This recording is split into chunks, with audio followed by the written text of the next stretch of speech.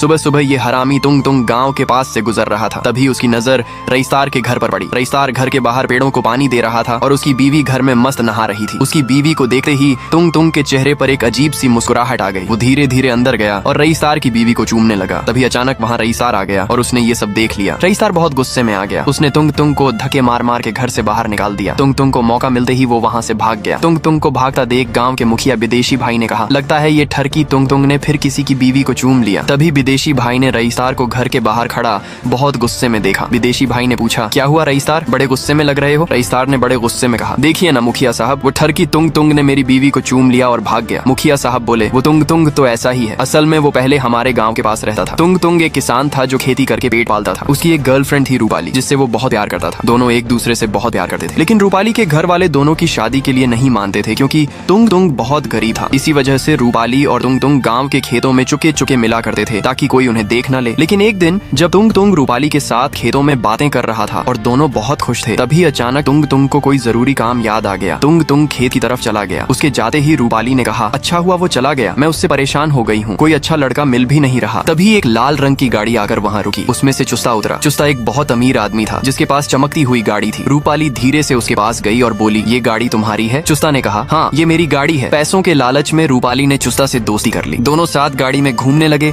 और साथ वक्त बिताने लगे। एक दिन जब तुंग तुंग रूपाली को ढूंढ रहा था, तभी उसने रूपाली को चुस्ता के साथ देख लिया। तुंग तुंग का दिल टूटकर चकनाचूर हो गया। और फिर एक दिन रूपाली और चुस्ता ने एक दूसरे से शादी कर ली और दोनों साथ में गांव से चले गए। उस दिन के बाद से तुंग तुंग सदमे में चला गया। दूसरों की बीवियों में उसे रूपाली ही नजर आने लगी। रईसदार को अब सब समझ आ चुका था। उसने कहा, बेचारा तुंग तुंग लड़की के चक्कर में पागल हो गया। रईसदार बाइक पर बैठा और तुंग तुंग के गाँव पहुंचा। वहाँ उसने तुंग तुंग को हर जगह ढूंढा, लेकिन तुंग तुंग उसे कहीं नहीं मिला। तभी उसे गाँव के बीच में भीड़ दिखी। रईसदार जब वहाँ पहुंचा तो देखा तुंग तुंग की लाश वहाँ पड़ी हुई थी। गाँव वालों ने बताया कि रूपाली के जाने के बाद तुंग तुंग उदास उदास रहने लगा था और फिर उसने जहर खाकर आत्महत्या कर ली। रईसदार की आंखों में आंसू आ गए और वो जोर जोर से रोने लगा। उसके रोने की वजह से पूरा गांव डूब गया। वहीं दूसरी तरफ रूपाली और चुस्ता घर में सो रहे थे। तभी पानी की लहर ने उनके घर को डुबो लिया। इसलिए कहते हैं, जैसा करोगे वैसा भरोगे।